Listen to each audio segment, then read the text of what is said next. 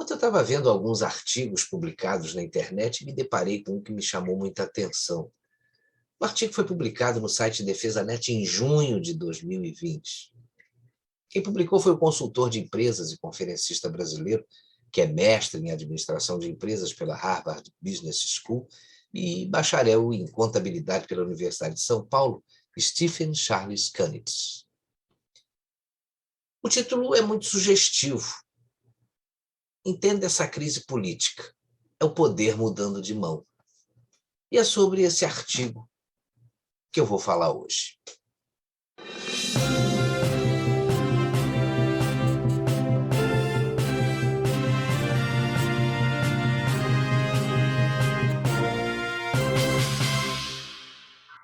Para Stephen Kunitz, o poder reinante no nosso país nos últimos 25 anos está sucumbindo, lutando com todos os seus meios para impedir aí o inevitável.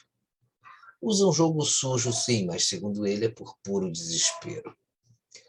Em sua análise, ele afirma que quem está perdendo miseravelmente é a indústria, os sindicatos, os partidos desses trabalhadores que ele chama de chão de fábrica, as grandes cidades e os industriais, cada vez mais falidos e subsidiados.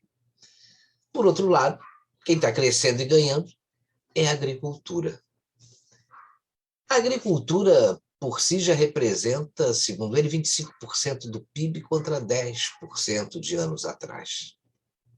Em seu artigo, Kunitz esclarece que o agronegócio, que incorpora as indústrias que a fornecem, né, como mineração de fertilizantes, a indústria de tratores, os bancos, as seguradoras, as transportadoras, o agronegócio passa a ser 40% do PIB, né? E ter 40% do PIB significa dinheiro, crescimento, poupança e prosperidade. Significa também crescente poder político, que, ao contrário do que a maioria das pessoas pensa, o setor agrícola não tinha comensurável a esses 40%. Ele lembra que foi sempre a agricultura que gerou exportações e superávit no câmbio. E foi sempre a indústria que importava as máquinas estrangeiras. Ele destacou que a indústria sempre foi muito mais forte do que a agricultura no Brasil. Mas agora ela está definhando e não está apresentando os lucros que sempre apresentou no passado. Portanto, não tem mais poder financeiro. Para ele, isso explica alianças aí desesperadas, como a do Paulo Scaff com o Partido Socialista, da Globo com o PSOL, da Folha com o PT, até do Abílio Diniz com a ex-presidenta Dilma Rousseff. O desespero total. No seu artigo, Kunitz diz que foi sempre a indústria que indicava os ministros da Fazenda. Citou como exemplo aí economistas ligados à Fiesp, como Delfim Neto e Dilson Funaro. Para ele, foi esse total descaso pela nossa agricultura que resultou aí no enorme êxodo rural que tanto empobreceu o Brasil e fortaleceu os partidos de esquerda. Ele apresentou números e fatos bem interessantes para que a gente possa refletir sobre o assunto. Nada menos que 45% da nossa população teve que abandonar a agricultura. Abandonada que foi pelos ministros da Fazenda. Segundo ele, nem sabem mais o significado de fazenda apropriado para países destinados à agricultura, como o Brasil e a Argentina. Falou também que economistas argentinos e brasileiros, como Delfim Neto, Celso Furtado, Zé Serra, Fernando Henrique Cardoso e toda a Unicamp, foram convencidos por Raul Prebisch, economista argentino, a esquecerem aí a nossa agricultura a favor da industrialização para o mercado interno. Por isso, investiram aí fortunas com incentivos, leis Candir, subsídios via o BNDES, indústrias antigas, mas que substituiriam as nossas importações dos mais ricos, né, num país constituído de pobre ou de pobres. Somente a partir de 1994 que passaram a produzir para a classe C e D, movimento do qual o Stephen Kunitz diz que fez parte, né? E o êxodo rural, para ele, trouxe consequências como a pobreza e as favelas nas grandes cidades e permitiu à esquerda cuidar dos mais pobres e se elegerem aí por 24 anos. Mas não tendo percebido o erro de Prebisch, essa substituição das importações que acabou gerando a nossa estagnação e não inovação, e lentamente foi destruindo a nossa indústria que estava nascendo a partir de 1987. Para se ter uma ideia, a indústria entrou numa espiral descendente para 14,5% hoje. Veja que em 40 anos ela passa de 45% do PIB para 14,5%. Para ele aí foi uma tremenda reviravolta, né? O Stephen Kunitz afirma que essa atual crise política, no fundo, é a crise da indústria e das famílias ricas desesperadas, empobrecidas, mas ainda com certo poder político. É a crise dos sindicatos trabalhistas que viviam das contribuições sindicais. Perderam o poder econômico e percebem que estão perdendo agora o poder político, do qual dificilmente vão se recuperar a curto prazo. Quem acha o contrário, basta pensar. Vamos pensar nos números aí. E isso explica esse desespero da imprensa, dos artistas subsidiados, dos intelectuais das grandes cidades. Ela é violenta por ser desesperada, né? Mas é simplesmente o canto da sereia desse grupo que vivia da indústria e dos seus impostos. Os números que o Stephen Kunitz apontou são inquestionáveis e só tendem a crescer.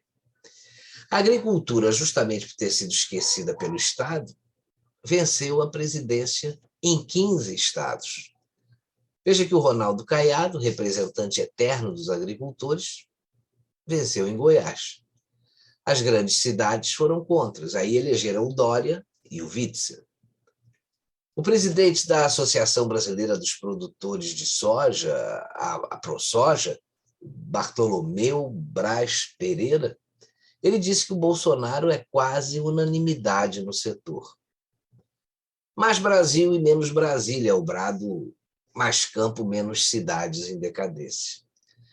O Stephen Kunitz alerta que o Bolsonaro foi eleito não pelos liberais nem pelos conservadores das grandes cidades, que hoje se sentem enganados e só falam mal dele. Bolsonaro foi eleito pelo seu apoio aos anseios da agricultura, que com esse sucesso da agricultura em 2020 só vai crescer. Com o Covid, houve uma fuga aí das cidades para o campo, dos apartamentos para casas, dos escritórios para o Zoom, né, o aplicativo. Segundo Kunitz, em mais ou menos 4 ou 5 anos, a agricultura vai ter o poder político que ela merece e vai eleger quem quiser, com ou sem Bolsonaro em 2022, disse ele.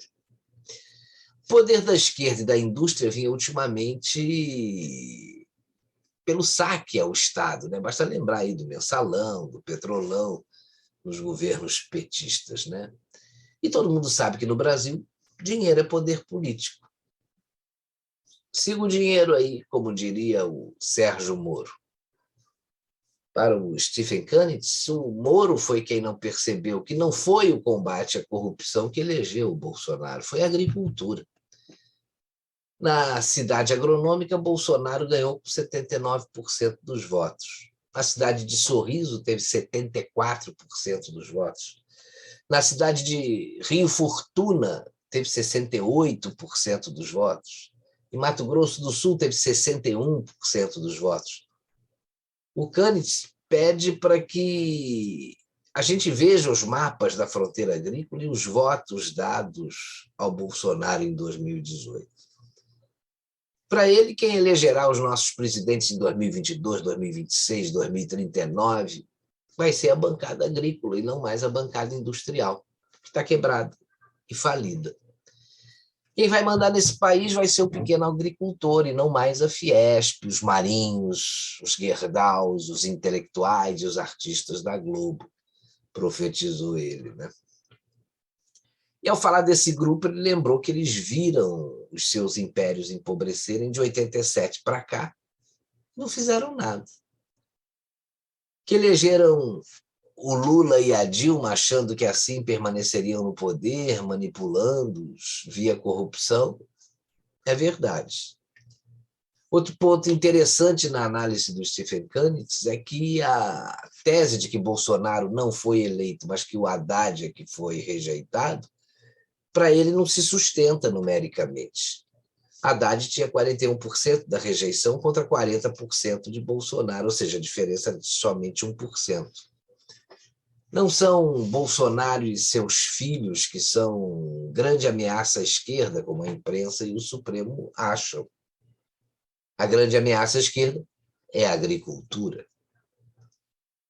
E ninguém vai dar um golpe nela. O Kanitz disse que o Ricardo Salles começou dando um chega-para-lá aos ecologistas que queriam destruir a nossa agricultura. E foi quem ajudou o Brasil a ter esse superávit aí colossal.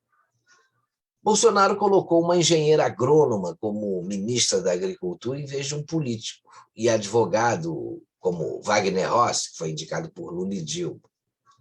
O Kanitz afirma que será constante aí o crescimento do comunitarismo da pequena cidade daqui para frente, em detrimento da esquerda das grandes cidades.